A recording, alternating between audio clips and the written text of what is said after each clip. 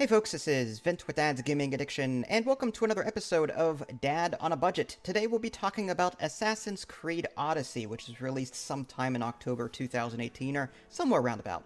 This is an action-adventure RPG. It retails for roughly $60. It's single player, and I've got about 62 hours on record if the Ubisoft launcher is to be believed. So this game is similar to Middle-earth: Shadow of Mordor, for those of you that have played that. What do you do in this game? Well, primarily I sneak around, I do quests, I wander off and explore caves, underwater wrecks and ruins. When I'm not out and about, I'm in town accepting quests, which range from like bounty quests to fetch quests, and I'm upgrading my gear. What do I like about this game? Well, there is a huge open world environment. Absolutely huge. The graphics are incredibly gorgeous and beautiful. I could just sit for hours and just sort of sit there and just experience this entire world in its beauty. I love it. I love riding on horseback through the environment. I like swimming through the water. I like climbing the tallest mountain I can find and just gazing out. And there's a day and night cycle too. One of the things I really like about it as well is the character customization, and there's a number of things going on here. First, with the inventory system, you'll be able to equip various things like daggers or staves or swords. You hold a primary weapon and a secondary weapon, and it's up to you to choose what kind of weapons you want. Primarily, I use a sword for my primary weapon and 2 daggers for my secondary weapon when I feel like doing some stabby. But I can do stabs if I want. I can do like a 2-handed like axe, a blunt weapon, whatever I want. There's also a bow. There's arrows that you can craft. And on top of that, when it comes to armor and even your weapons, you can change the look of your gear without having to change gear.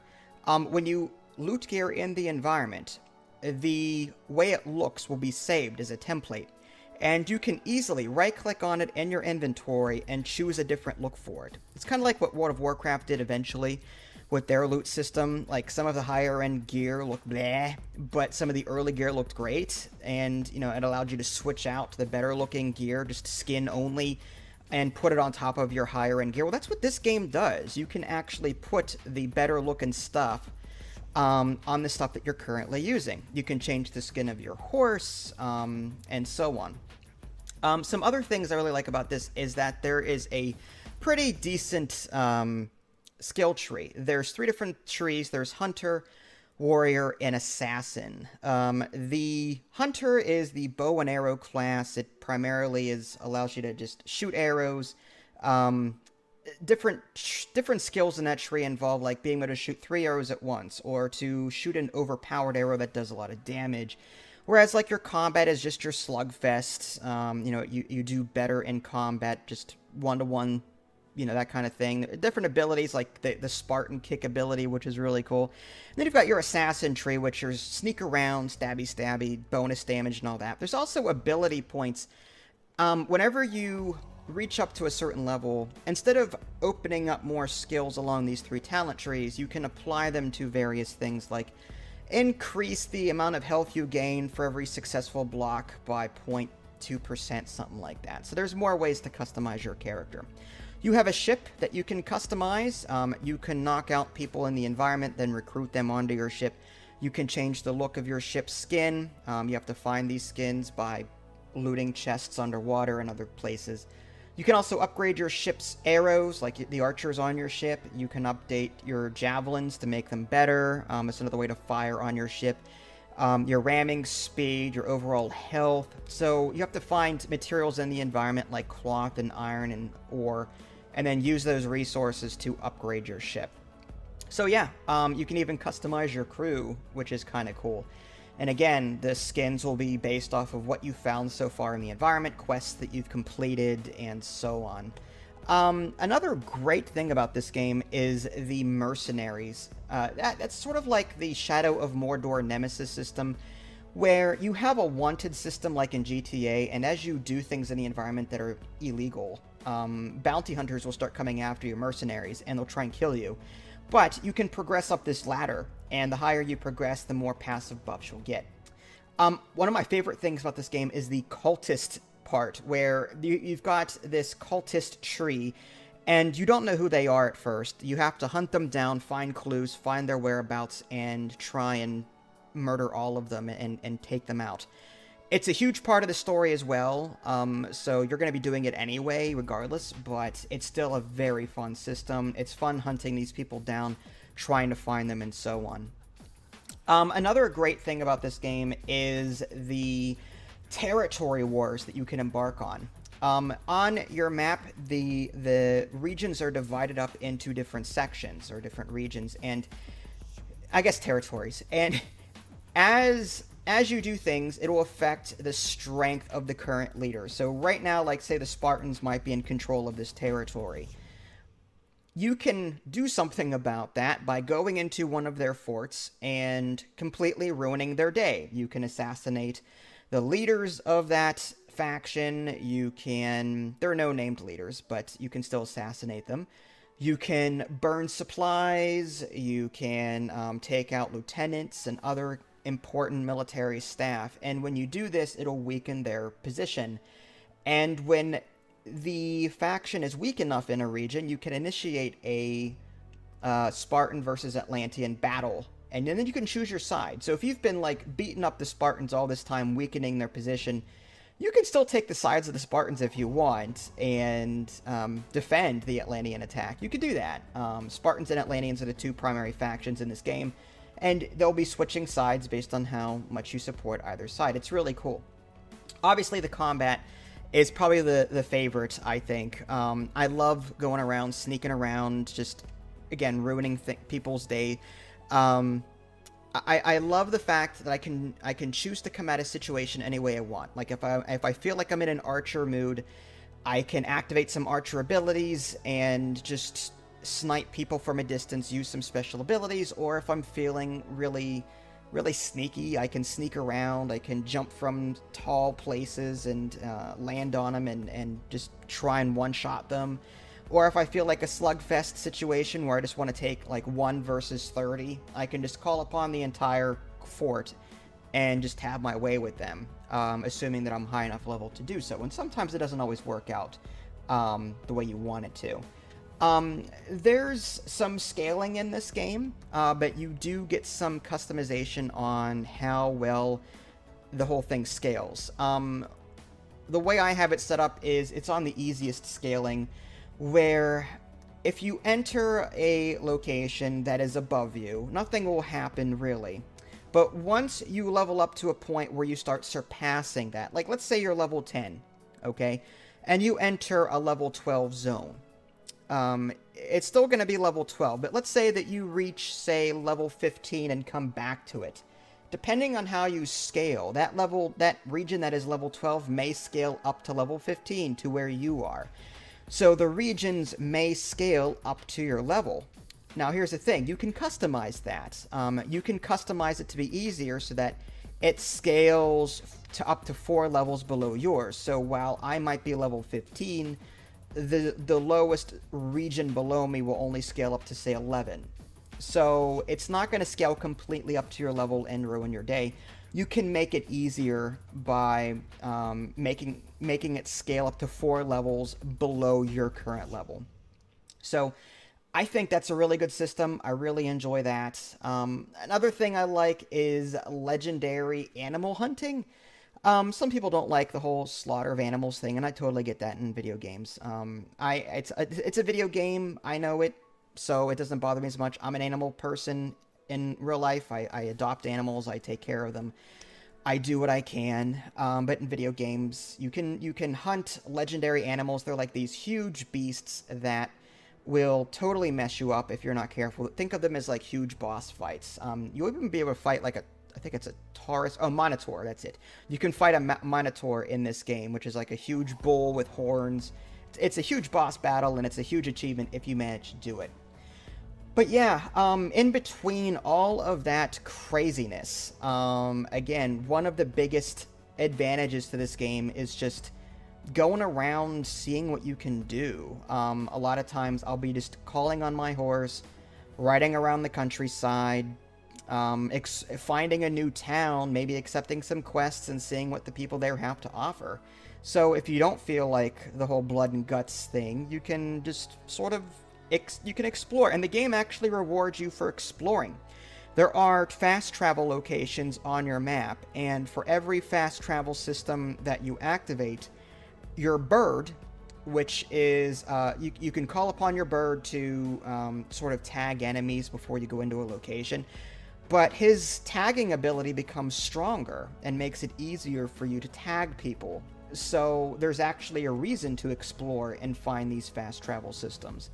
And one thing I didn't think I'd like, but I actually really do like, is the ship combat. I was expecting a very limited ship combat system. Oh, fire some arrows and be done with it.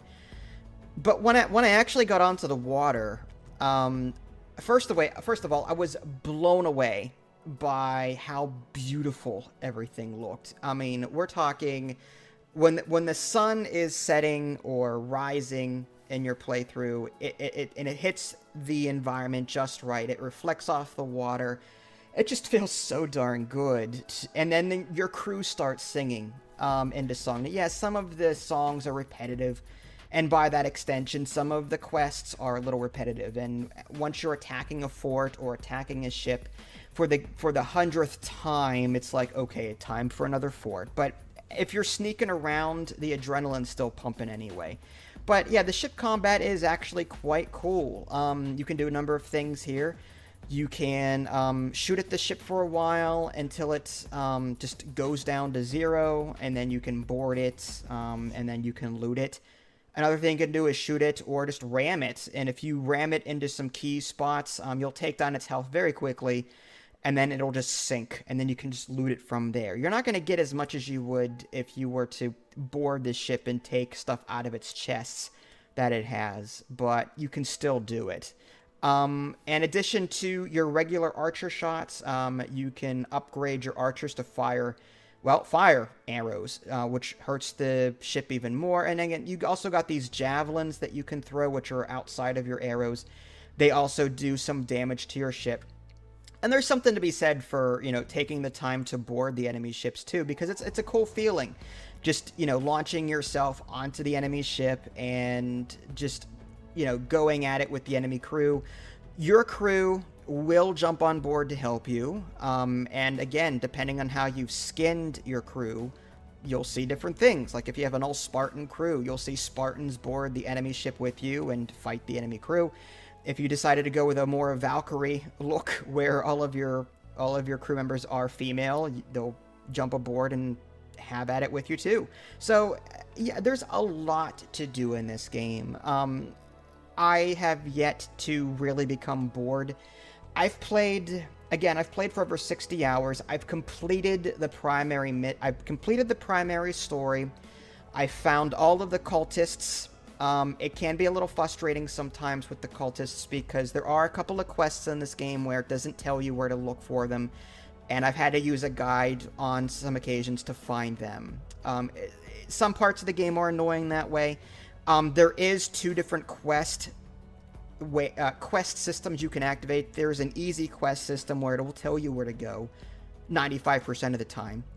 And then there's you have to read the quest log and pay attention to clues to try and figure out where to go next. So it makes it a little bit more immersive that way. It's up to you on how you want to approach it, and you can toggle them on and off on a whim however you want. So there's that. But yeah, I mean,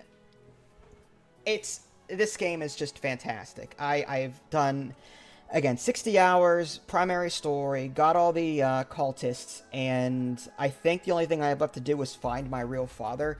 But there may be some islands that I haven't discovered yet that there's separate quest lines that will take you through a mini story. Like, I was involved in this love triangle on one island. I had a lover on another island that turned out to be evil.